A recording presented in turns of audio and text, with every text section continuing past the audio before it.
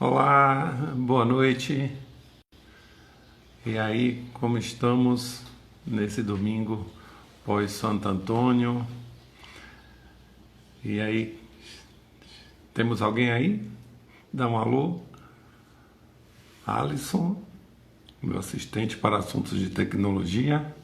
Marcela, que legal você aqui de novo. Grande Mal, nosso aniversariante. Selminha, Barbosa Ramos, Antônio, né? Como ele gosta. Juscelina, eu agora lhe vi, Juscelina. Boa noite, Selminha. Boa noite, Celina. Boa noite, Barbosa. Boa noite, Marcela. Grande Dieterson Dita, meu amigo aqui, meu colega. Que massa. Bom lhe ver. E Dalina, minha amiga. Juliano, que tá cheio de netinhos, né, Juliano? Que massa, cada um mais lindo do que o outro. Pois é, Antônio Fernando, meu colega, meu amigo. Grande Felipe. E aí, Felipe Jones? Margot tomou falta, hein, na live passada. Pois é. Beleza. Vamos lá. Mama, minha sobrinha na área. Vamos lá então, começando devagarzinho, né, Leoni? Que massa você aqui. Sandra, minha cunhada sempre presente. Sandra e Celina estão concorrendo, viu? Ao prêmio. Gabi, beleza, Gabi? Isso aí, forte candidata. Você e Celina aí na disputa. Ô, meu amigo Gidamar. Quanto tempo a gente não se fala, né? Jaime, meu grande amigo de longas datas, né? De Salvador. Saudade, viu, Jaime? Olá. Vamos lá. Boa noite, Mal. Bom, vamos começando, né? Que o pessoal está entrando, para a gente não atrasar muito. Bom, então primeiro eu queria agradecer aí a presença de vocês, para a gente fazer mais uma live aí juntinhos, né? Lembrando que os temas são sugeridos por vocês, a gente monta um paredão e aí vocês votam. Isso está sendo muito bacana para mim também, que é uma grande oportunidade de aprender junto com vocês todos, né? Queria informar que houve uma mudança no Instagram. Na live passada eu avisei que eu tinha errado, por isso que não foi parar no Story, foi parar no IGTV. Mas dessa vez eu percebi que não foi um erro meu. O Instagram agora não está permitindo mais, no momento da live, jogar no Story. Então, depois eu só tenho acesso no IGTV e aí eu não vejo quem comentou, quem participou, quem enviou perguntas, enfim. Então, por isso, já peço que vocês, por gentileza, enviem no privado perguntas, comentários, sugestões, para que eu possa acessar depois, tá? Já que eu não tenho mais a outra forma. Queria também colocar já a abertura para uma outra possibilidade. Agora que a gente está adentrando mais em conteúdos, a gente está ficando catedrático, né? Doutores. E aí eu queria que vocês enviassem, quem tiver situações vivenciadas consigo ou com alguém, pelo privado. Evidentemente não vou revelar a fonte, mas eu vou trazer como situação de ordem prática, tá? Então, a partir das próximas, eu vou estar tratando de casos, situações que vocês me enviarem, claro, reservando a fonte, tá bom? Confirmando, sábado às 18 horas, teremos um grande amigo, grande parceiro, meu colega psicólogo, Marcelo Santana, certo? Com um tema muito bacana, muito pertinente, mas eu vou deixar para jogar no card depois. E na quinta-feira, dia 18, às 20 horas, eu vou participar enquanto convidado de uma live promovida por Ana Karina Valença, com os maratonistas. Me convidaram para a gente falar um pouco desse emocional dessas pessoas corredoras e que não estão podendo correr nesse momento, né? Vai ser bem interessante e eu divulgo para vocês. E tudo que vai estar no IGTV, depois a gente joga no canal do YouTube. O canal é Perguntando, a gente se entende. Tá bom? Então vamos lá. Como sempre, eu gosto de trazer uma história, um caso verídico, né? Alguma situação registrada, como a gente já vivenciou algumas vezes. Hoje eu queria contar uma situação que foi matéria de jornal, esteve na mídia durante um bom tempo, tá? É a história do padre do balão. Vocês lembram?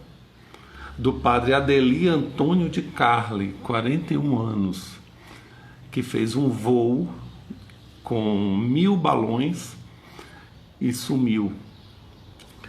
Isso foi em 2008.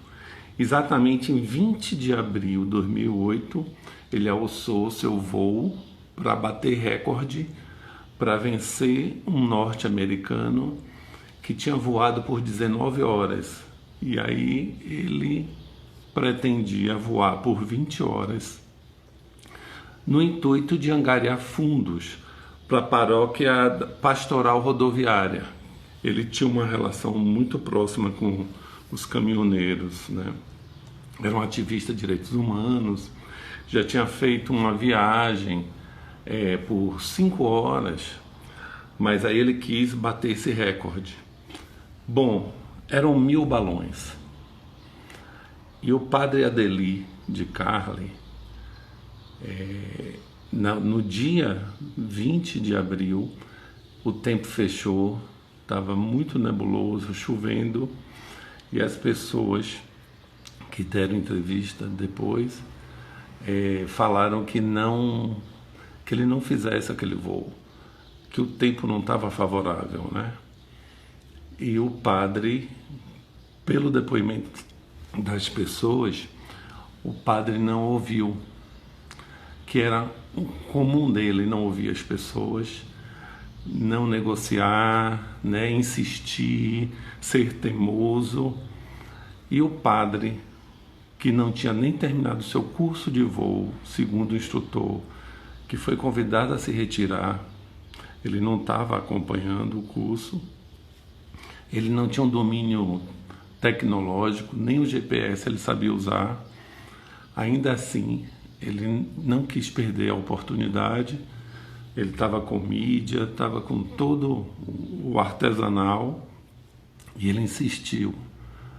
E no dia 20 de abril, ele alça o voo e se perde no mar de Santa Catarina. Foi o último sinal que se captou dele. E aí o padre vai aparecer no dia 3 de julho, praticamente 3 meses depois, só uma parte do seu corpo no oceano, na altura de Maricá, Rio de Janeiro. Então essa foi a trajetória de um padre que, por uma missão de fé e religiosa, se colocou nesse risco e fatalmente teve a sua morte. Bom, então vocês devem estar se perguntando, por que sentimento de culpa eu estou trazendo a história real de um padre que morreu ao viajar de balão? Lembra do nosso balão? O balão que a gente já trabalhou aqui, o balão que a gente já chamou de ego, que a gente já encheu, chamou de ego inflado, né? Enfim, parece que o nosso maior inimigo somos nós mesmos, na verdade. Se a gente parar para pensar, o que faz uma pessoa, mesmo por fé, por uma religiosidade, se expor a um risco iminente de uma proximidade com a sua finitude dessa ordem, né? Em princípio, a gente pode pensar no amor ao próximo. Inclusive o padre tem a história de ajudar muito, ajudar todo mundo, mas pensando no ego, pensando nesses balões, 1000 balões, ele se expôs, né? E aí a gente pode entender que alguma coisa que fez vir, inclusive de uma fé religiosa, que pôs um fim nessa existência, né? Essa finitude. E aí eu não vou entrar em detalhe para fazer a costura agora, porque a gente vai entender melhor já, tá? Então é só para aquecer com essa história do padre Adeli de Carli, o padre do balão, como ficou conhecido. E aí eu queria fazer um teste para continuar no aquecimento com vocês, nos nossos testes, tá? E aí eu vou pedir para que vocês vão computando nos dedinhos, que é uma forma prática e fácil para todo mundo, de novo, quantos sim vocês vão dar de resposta, tá bem? São 20 perguntinhas, então eu vou fazê-las rapidamente e vocês vão computando aí nos dedinhos quantos sims vocês vão dar às perguntas que eu vou fazer. Primeiro, frequentemente você faz coisas das quais não gosta? Você se sente infeliz consigo mesmo atualmente? A possibilidade de desapontar alguém lhe parece assustadora? Seu trabalho lhe parece desagradável? Você frequentemente sofre de insônia? Pensar nos erros que cometeu há muito tempo faz com que se sinta mal? Gostaria que houvesse uma maneira de corrigir os erros cometidos? Você tem a sensação de que poderia ter feito muito mais e melhor em sua vida?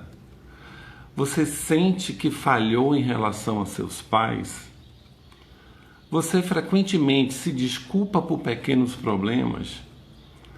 Você se desculpa pelo comportamento dos outros? Você sempre se preocupa com o que outras pessoas vão pensar a seu respeito? Não atingir uma meta em determinado prazo faz com que você se sinta mal? Você trata amigavelmente pessoas das quais não gosta? Você se preocupa se alguém toma conhecimento de um segredo a seu respeito? Você sempre se esforça para agradar aos outros? Você considera que tem pouco controle sobre seus instintos naturais? Você sente com frequência que outras pessoas o desaprovam? Você sente que um ser supremo não o perdoará por todos os erros que cometeu? E por último, você sente que deveria receber alguma punição? E aí, vamos lá, computando quantos dedinhos de sim vocês deram. Se não quiser, não precisa revelar, tá? Lembrando, esses joguinhos, essas dinâmicas, esses testes servem apenas para a gente provocar uma reflexão, para dar uma situada. Tá? O tema de hoje é sentimento de culpa. E aí a gente vai entender mais para frente um bocadinho. Então vamos lá. Quem respondeu sim até 4 perguntas não sofre de culpa ou manifesta isso de uma forma muito leve e sutil. Entre 5 e 14 respostas afirmativas, tem um sentimento de culpa, mas não deixa lhe comandar. Vê a vida cheia de recompensas, está aberta a novidades, anima-se com o futuro, não deixando o passado lhe deprimir. Agora, se você respondeu de 15 a 20, algo lhe faz sentir muitíssimo culpado. Precisa identificar e mudar esse padrão de pensamento. Não modificamos o passado, na verdade, mas podemos começar a construir um outro futuro, tá? Então fica aqui uma dica, os testes não são precisos, né? mas se alguém se sentiu provocado a pensar, pode contar comigo no privado, né? Ou pode buscar esclarecimento disso em outras fontes, tá bom? Então vamos lá. Esse é um assunto muito complexo, né? Falar de culpa remete a várias perspectivas, várias arestas, né? Inclusive de um cunho religioso, tá? E foi justamente nesse âmbito religioso de onde tem a invenção judaico-cristã de uma culpa de uma forma de colocar sob controle, tá? Então, os indivíduos que se sentiam culpados estariam atrelados, acorrentados, aprisionados e obedeceriam mais facilmente às normas e às leis. Vocês devem lembrar do pecado original, né? Onde se tem ali a origem da imperfeição humana, a origem do sofrimento e da existência do mal, quando se comeu a fruta, né? Se cometeu o primeiro pecado, a história de Adão e Eva, tá? Então essa ideia de que há um Deus onisciente, onipresente e onipotente, ou seja, um ser supremo que em 24 horas está lhe vigiando, que está lhe julgando e que vai lhe punir, isso é castrador. Isso faz com que as pessoas ou atuem de uma forma disciplinada e obediente, ou paralise, né? Ou o contrário, às vezes a punição ou ameaça de punição vai gerar uma outra resposta fora do controle, tá? Vocês devem lembrar da meia-culpa, né? Aquela história de minha culpa, minha máxima culpa. É quando você assume perante a sociedade, a divindade, de que de fato a culpa é sua. E isso é como se lhe colocasse num outro patamar, no patamar do perdoável, do isento de um castigo, de uma cobrança posterior, tá? Então o sentimento de culpa vem de uma percepção de que a gente cometeu um erro consigo mesmo ou com outra pessoa, tá?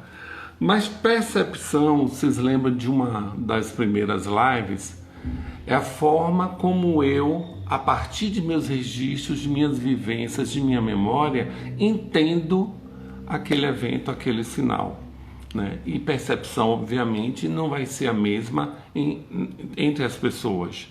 Dizem até que a questão não é o evento em si, mas como percebemos esse evento, né? E aí vocês devem lembrar, pensamento, emoção e sentimento são 3 ambientes, 3 caixinhas diferentes, tá?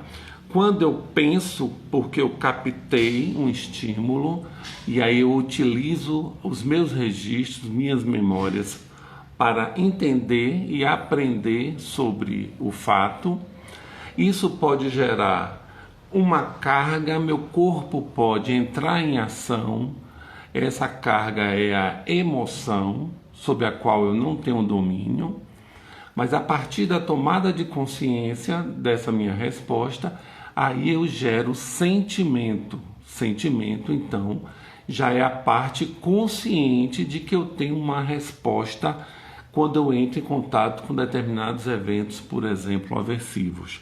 E a gente aqui vai falar hoje de sentimento de culpa, tá? Para Freud, surge quando a pessoa realiza ou intenciona fazer alguma coisa que levaria à perda de amor e punição por uma autoridade externa, né? E aí eu até ampliaria na provocação que esse externo pode não ser tão externo assim, pode ser privado também, né? Pode estar muito dentro, internalizada essa autoridade, esse ser supremo e punidor. Posteriormente, essa autoridade externa, ela vai ser substituída por uma interna denominada superego. Então, o que Freud fala aí das estruturas psíquicas, a gente falou de ego, ego inflado, ele agora vai falar dessa autoridade, desse ser supremo que vigia, que controla, que castra, de superego. Então, voltando para o nosso exemplo do balão, só para ficar didático e visível esse superego, seria isso aqui. Eu enchi meu ego está inflado, lembra do que a gente vai colocando em ego? E superego é isso aqui.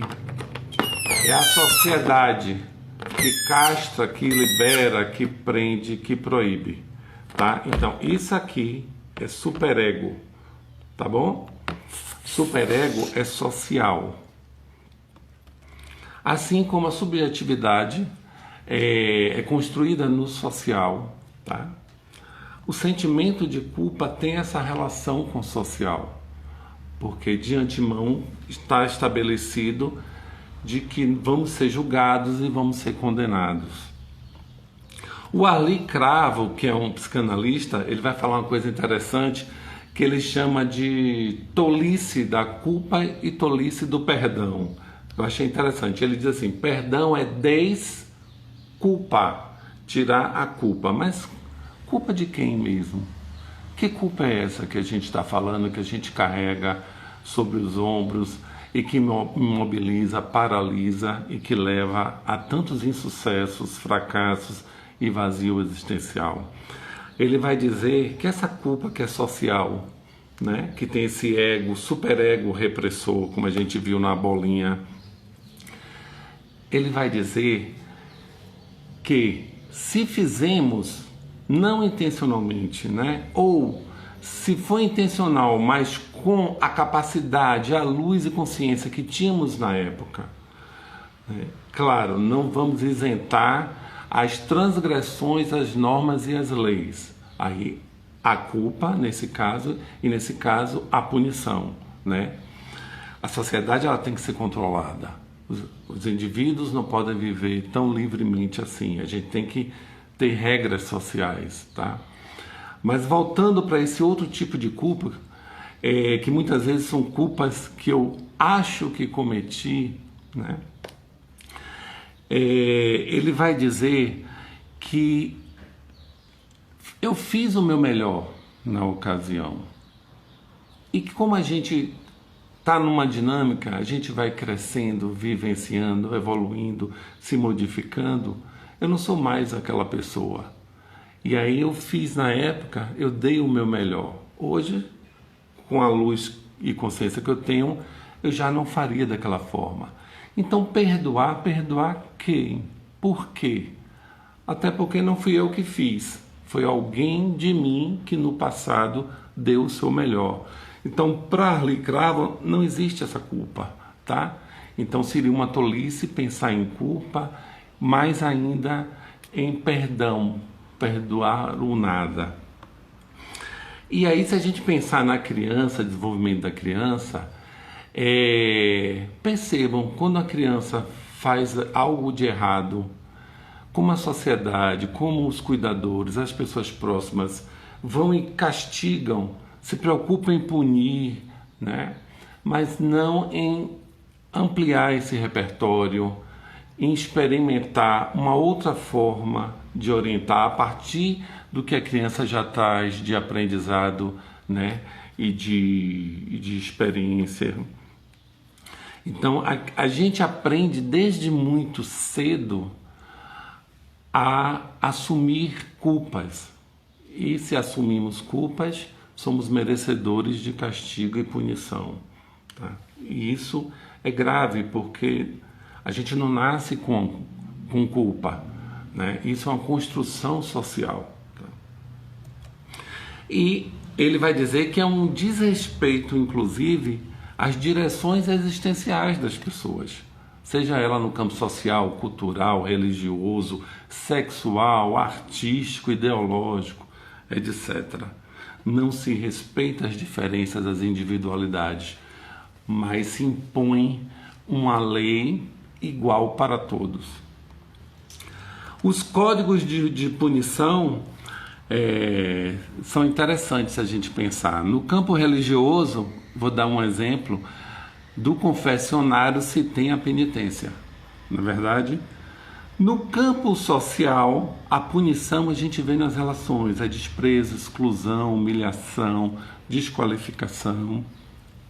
No campo pessoal, essa punição vem em forma de vergonha, sofrimento, adoecimento, uma estagnação existencial, tá?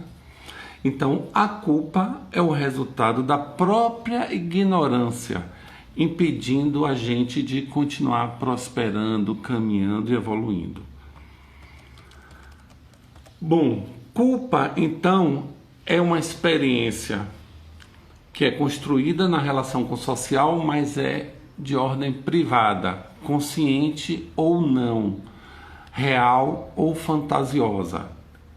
Todos nós carregamos em algum grau o sentimento de culpa. Os únicos da categoria isentos de sentimento de culpa, adivinhem quem são? Os famosos, os tão falados e debatidos, os psicopatas. O psicopata não apresenta sentimento de culpa. Tá legal? O Collins, em 2004, vai relacionar culpa com quase todos os problemas que acarretam e geram sofrimento na vida humana. Então, é tão complexo o sentimento de culpa e é tão oportuno a gente estar aqui falando e debatendo, porque praticamente por quase todas as questões que nos impedem de evolução, que nos causam sofrimento e dor, tem uma bagagem no sentimento de culpa, tá?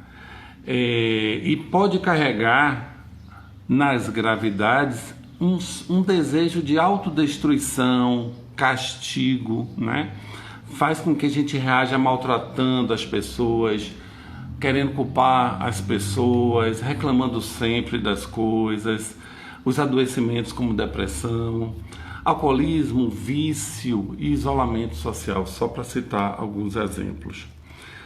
Então, para esse Collins e o seu parceiro Tournier, existem 3 tipos de culpa que a gente facilmente é capaz de identificar. A culpa subjetiva, que não necessariamente tem uma realidade concreta, está no campo da subjetividade, está nos pensamentos, nos sentimentos.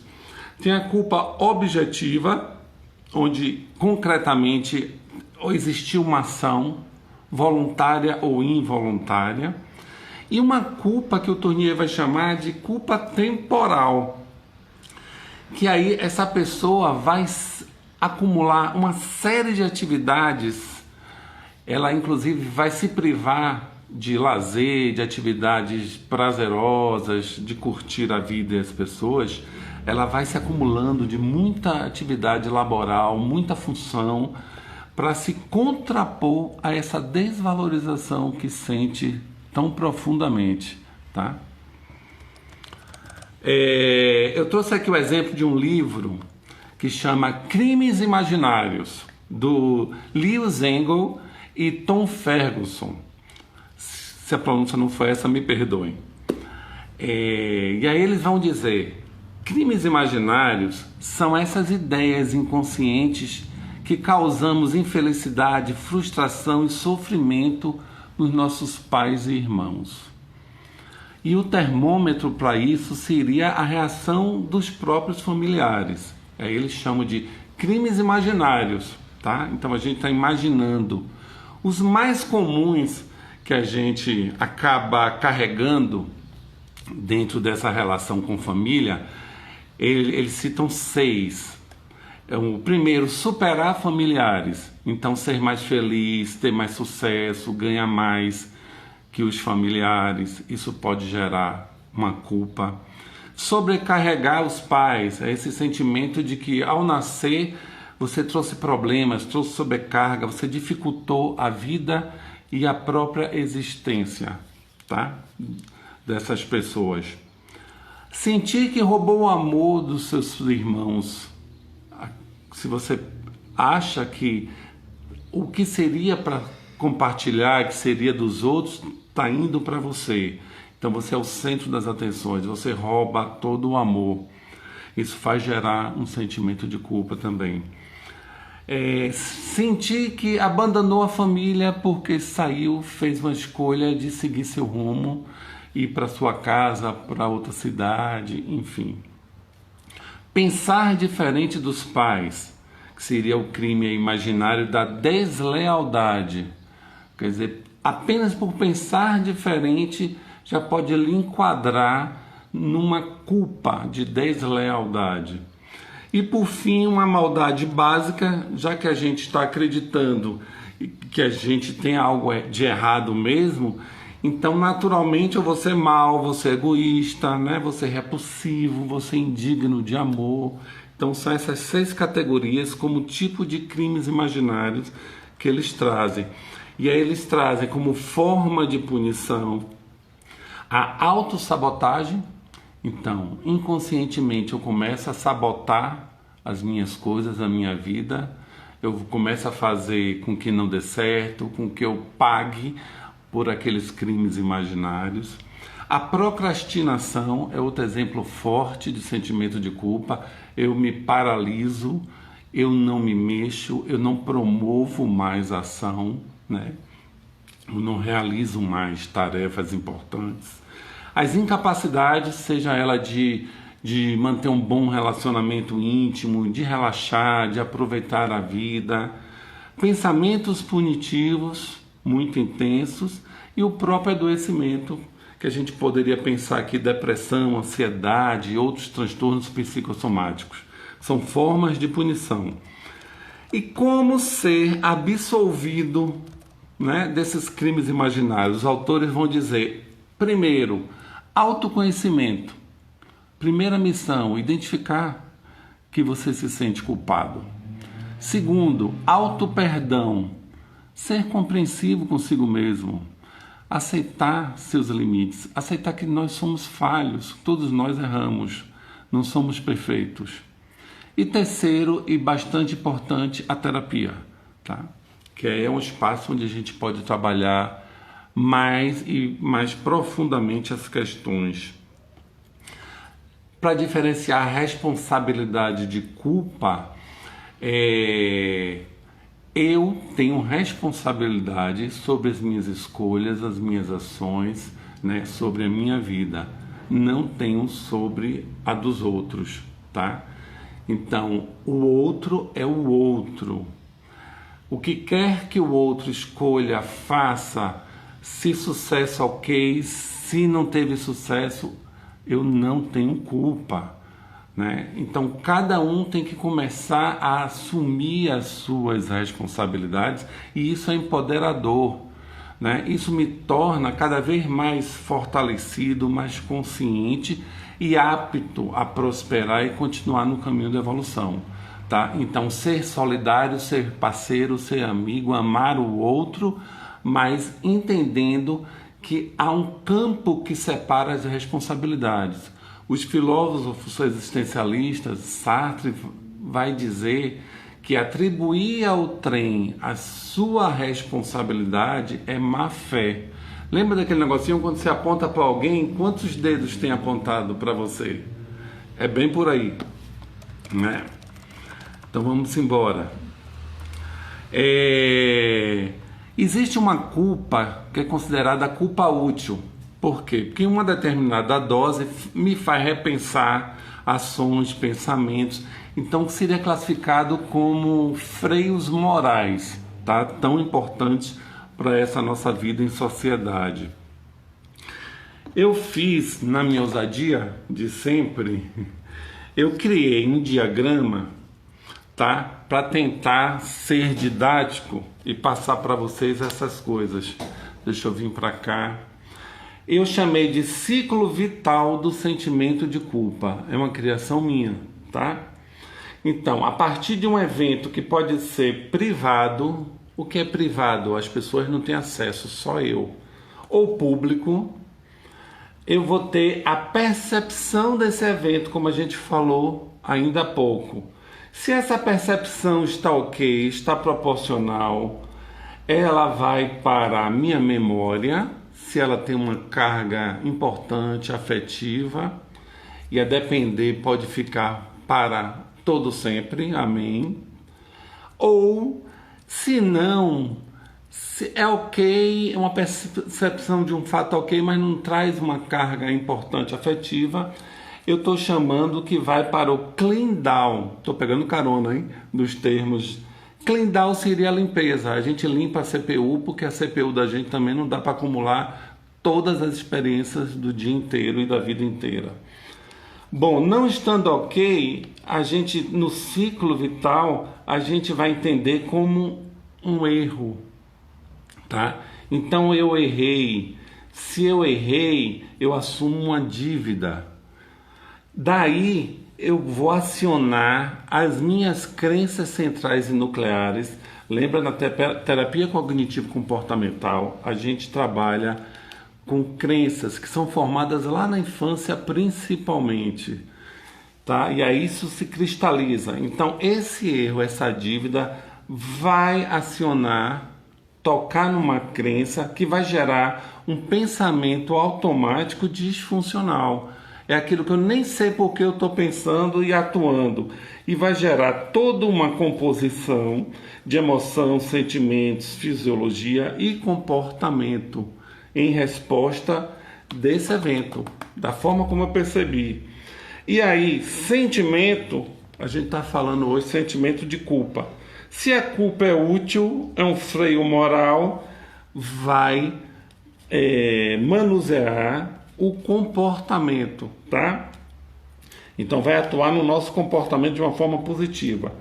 Essa culpa, se eu parto para a resolução, como a gente viu as formas, inclusive na terapia, eu tenho aqui algumas possibilidades, né? Como já citei, autoconhecimento, autoperdão e terapia, tá? São formas de resolver essa culpa que eu carrego. Se eu não resolvo, eu vou para o castigo e punição. Quais são os castigos e punição que a gente já viu? Adoecimento, a procrastinação e as incapacidades, né, de relacionamento, de viver a vida, de relaxar, e a autossabotagem. Toda essa punição aqui vai manter e fechar nesse ciclo, vai retroalimentar.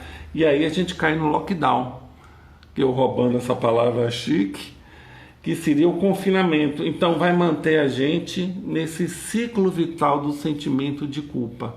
Deu para entender? Ficou claro? Ficou didático? Se não, pode enviar pergunta, dúvida ou crítica, tá? Para a gente melhorar. Bom, vocês já ouviram falar de carregar culpa, um peso, né, sobre a consciência? Na Universidade de Waterloo e Princeton, de fato, eles chegaram à conclusão com pesquisa de que a sensação de peso é maior no sentimento de culpa, comparado inclusive à tristeza e à repulsa, tá? Com relação à questão de gênero, houve uma pesquisa na Espanha em 2010 e considerou que as mulheres sentem mais culpa do que os homens, tá? As mulheres em 96% sentem alguma culpa no dia. E isso está ligado, fundamentado, numa maior sensibilidade interpessoal apresentada entre as mulheres. É como se os homens não tivessem, então, tanto sentimento de culpa assim, por não estar tão aberto ou estar tão treinado para essa sensibilidade interpessoal, tá? E aí a gente poderia aqui estar discutindo o que eu chamo de homenidades psicopáticas, né? E para fechar dentro dessa questão de gênero, eu digo que competência e sexismo na coexistência, tá beleza? Só provocações, porque isso aí é um mundo.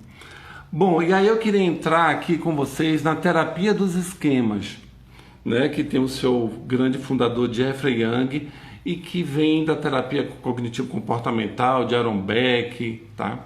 Tem também o Albert Ellis, enfim.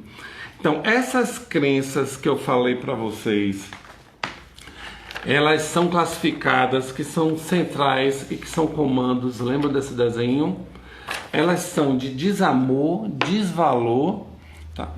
E desamparo, tá? São as três crenças, três categorias. E isso vai gerar estilos. A gente desenvolveu quando criança, se a gente passou repetidas vezes por uma necessidade emocional não atendida, né, normalmente pelos cuidadores, a gente desenvolveu lá atrás, na infância, um estilo de enfrentamento por sobrevivência. E que ok, deu certo, eu hoje cresci e estou adulto. Mas com certeza esse estilo de enfrentamento não vai mais ser útil, porque agora toda vez que acionar essas minhas crenças, tá, que eu adquiri quando criança, esse estilo agora não vai mais dar conta. Então é por isso que a gente se pega agindo, pensando de formas disfuncionais e não produtivas, não resolutivas. Por isso a importância da gente estar fazendo um processo terapêutico para ir mapeando, rastreando isso, para ir quebrando esses ciclos vitais, tá? Como aqui no exemplo eu dei do sentimento de culpa. E aí, que estilos de enfrentamento são esses que eu estou falando? Tem três categorias disfuncionais.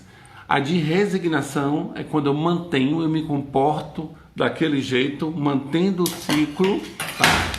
A de evitação é quando eu evito, eu me esquivo de entrar em contato com o estímulo, de vivenciar aquilo, porque eu estou mantendo e eu sei que eu não sou capaz, então não vou vivenciar. Um exemplo típico disso é de relação amorosa.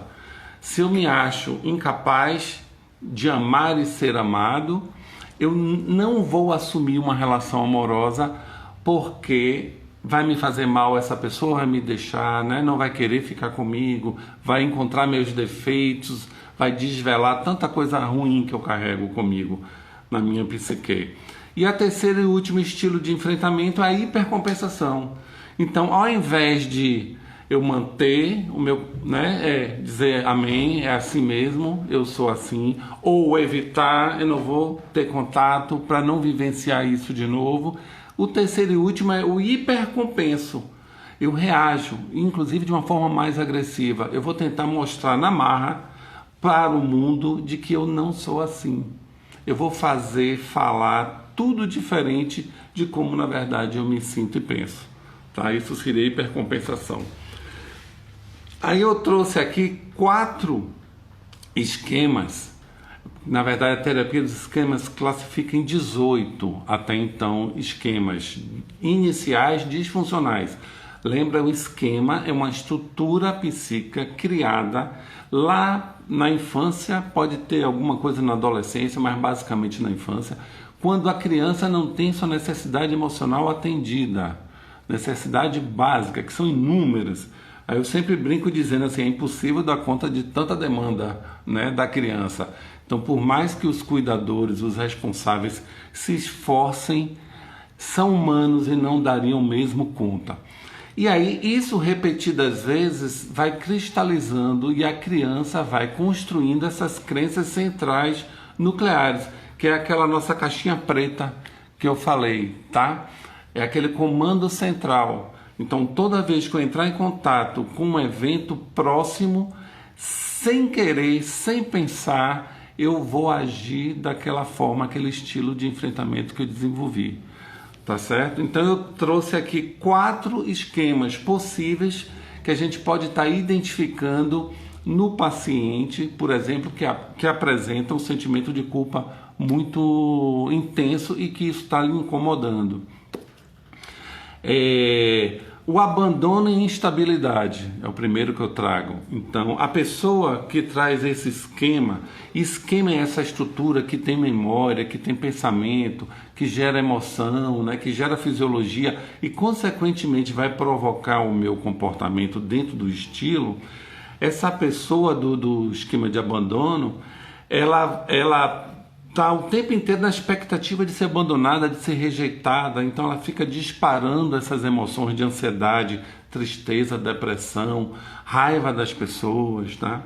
Comportamento típico, ela se apega exageradamente às pessoas próximas, né? Tem possessividade e controle sobre elas, acusa os outros de abandono o tempo inteiro, é muito ciumenta e competitiva com seus rivais. Sempre nesse sentido de não perder o ente querido, tá? Com o tratamento, ela passa a ter uma visão mais realista de relacionamento, ela já consegue ficar só, por exemplo, viver só, por exemplo. Ela consegue viajar, consegue tirar férias, né? Curtir a vida. Não catastrofiza tanto uma separação temporária de pessoas importantes. E também não cobra que essa pessoa deve estar o tempo todo tendo que agir como você quer, como você pensa, tá? Ela começa a respeitar o espaço do outro, o limite, o tempo do outro. Reduz então o comportamento ciumento, possessivo, raivoso e controlador. Uma pausa. Caso vão identificando em si ou em alguém, vão anotando e depois podem no privado a gente conversar. Inclusive vou responder já uma pergunta. Eu atendo online, tá? Então quem tiver interesse ou saber de alguém que está interessado em terapia, a gente está fazendo no sistema online, tá? O outro esquema, desconfiança e abuso. Então, é sempre a expectativa que o outro vai mentir, vai trair, vai humilhar, vai machucar, vai abusar, tá? São pessoas mais defensivas, desconfiadas, não compartilham pensamentos e sentimentos mais profundos. Essa pessoa pode ser vítima ou abusador, porque o abusador no sentido de eu ataco primeiro para não ser atacado, tá? Normalmente são salvadoras das pessoas vítimas, mas tem a paranoia da desconfiança. E no caso de um transtorno de estresse pós-traumático, sente-se sufocado ou mostra uma frieza, uma insensibilidade. Com o tratamento, ela volta a ter o seu self fortalecido, ativo, capaz. Reduz essa supervigilância, né? E começa a entender que muita gente é confiável, embora ninguém seja perfeito, se defender só quando necessário, torna-se menos punitivo com as pessoas que erram, para de enganar para não ser enganado, né? Torna-se mais autêntico, mostra a sua vulnerabilidade às pessoas, compartilha segredos, se abrir aos seus. Quando a gente fala de sentimentos, de segredos, né, de sofrimentos, preocupações, isso potencializa um retorno dessas pessoas queridas e próximas da gente, tá? Nos casos graves, trabalha-se sentimentos de segurança, fortalecimento e reconexão. E aí eu estou falando de abuso sexual na infância, tá? Então, nesses casos de extrema gravidade, se trabalha sentimento de segurança, fortalecimento e reconexão. O terceiro esquema, privação emocional. Ou seja, a pessoa se comporta de forma solitária, amarga, deprimida, sem saber porquê, não espera que seja cuidado, amparado, protegido, pensa que não teve afeto, carinho, atenção, né? E que não há ninguém para lhe dar força e orientação. Incompreendido, carente, apresenta muitas vezes sintomas psicossomáticos, que é uma forma de obter atenção, é solitário no mundo, privado de amor, invasível, mordi a língua, e vazio, porque eu emendei invasível e vazio. A privação emocional que a gente está falando aqui é a privação de carinho, de empatia e de proteção. São 3 pilares importantes, tá? Comportamento típico, essa pessoa, ela não pede o que está precisando emocionalmente aos outros, não expressa desejo de amor e conforto, faz perguntas, mas pouco fala de si próprio, age como se tivesse mais força do que o que sente realmente, reforça a privação, agindo como se não tivesse necessidade emocional.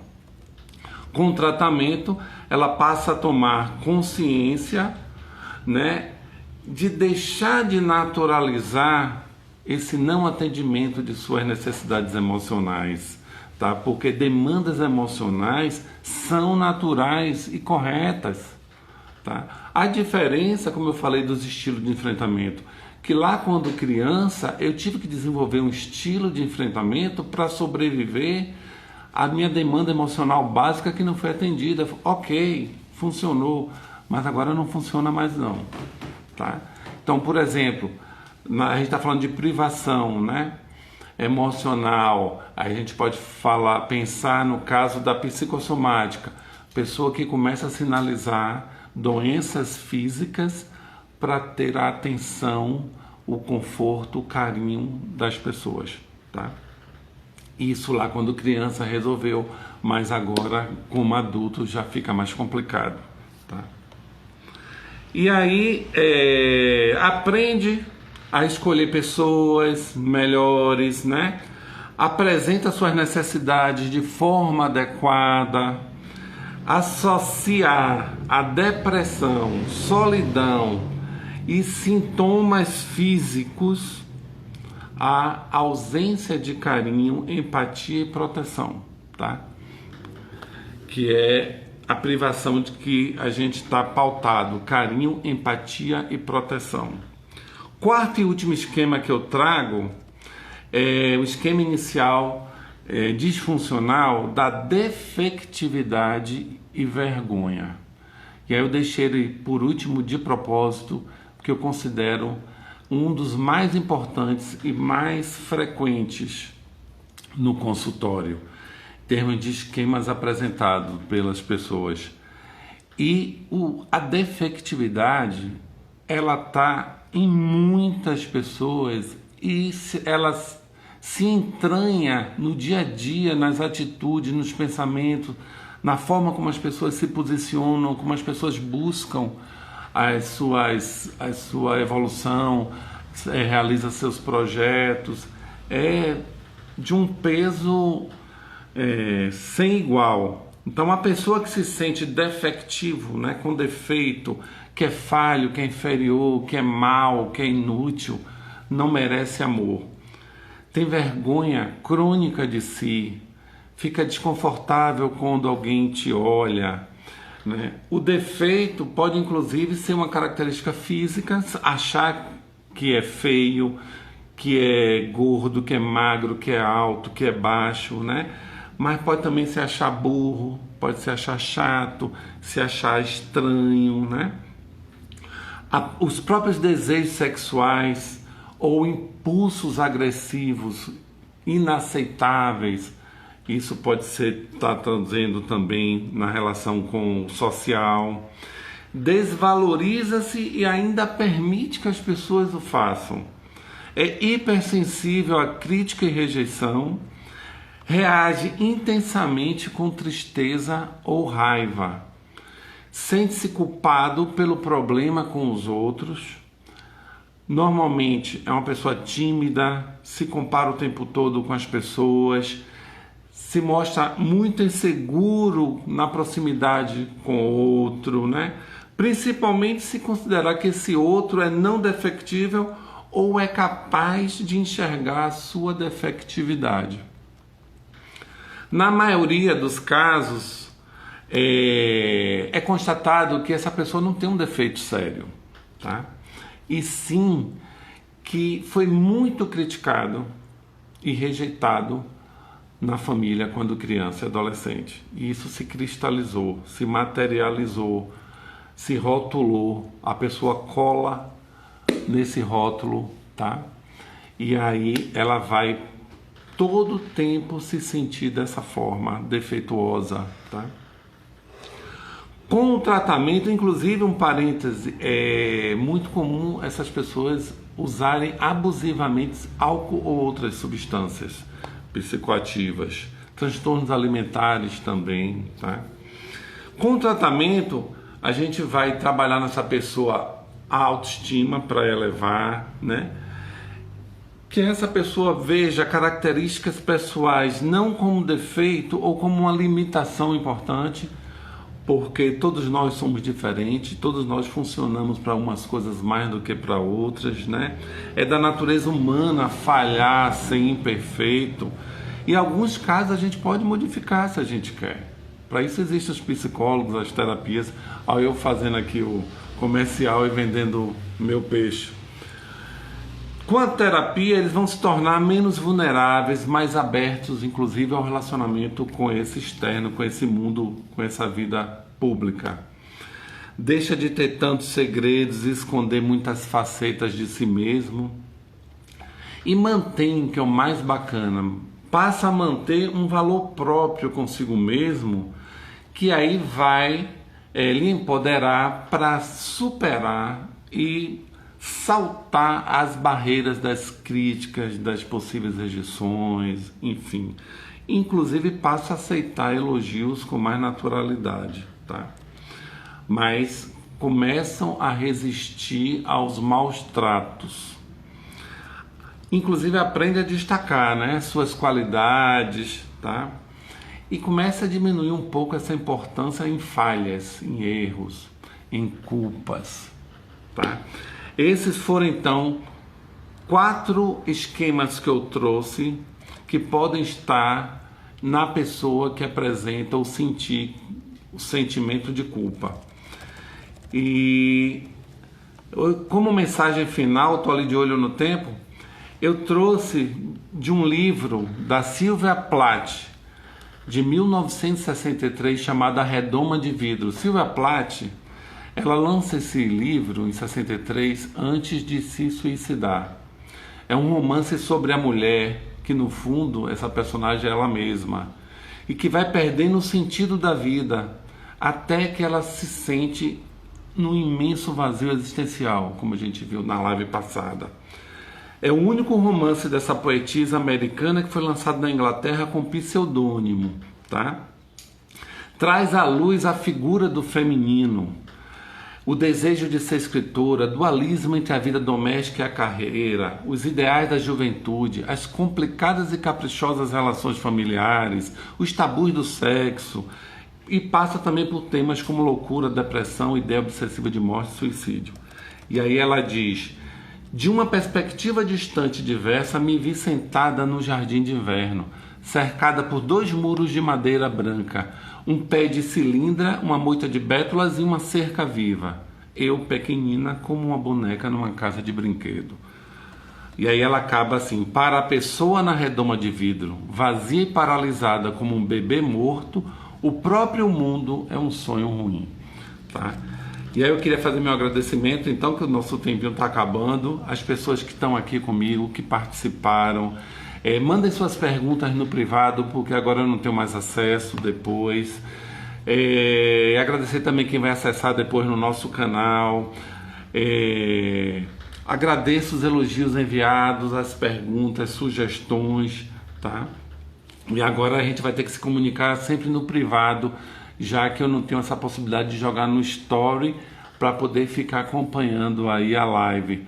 A live que eu vou ver depois não aparece mais, tá? Mas tô aí, o que vocês precisarem. Eu acho que eu respondi as perguntas que tinham me mandado. Live quinta-feira, eu sou convidado de Ana Karina Valença, na quinta-feira, 8 horas da noite. No sábado a gente recebe Marcelo Santana, tá bom? Espero vocês lá no canal também, perguntando, a gente se entende. Espero ter contribuído, ajudado, tá? E estou aqui aberto a sugestões, a críticas, tá bom? Muito obrigado a todos. Estou vendo aí o professor Rodolfo, a professora Raquel, a Lélia, que bom você aqui. Naninha, obrigado. Viu? Estou abertíssimo e esperando contar sempre com vocês, que a gente está aqui batendo essa bolinha para o bem de nós todos. Tá bom? Muito obrigado. Bom restinho de domingo, boa semana para todos. Espero vocês na quinta e no sábado. Tá bom? Brigadão. Um abraço e um beijo para todo mundo que eu não mandei hoje, tá? Tchau, tchau.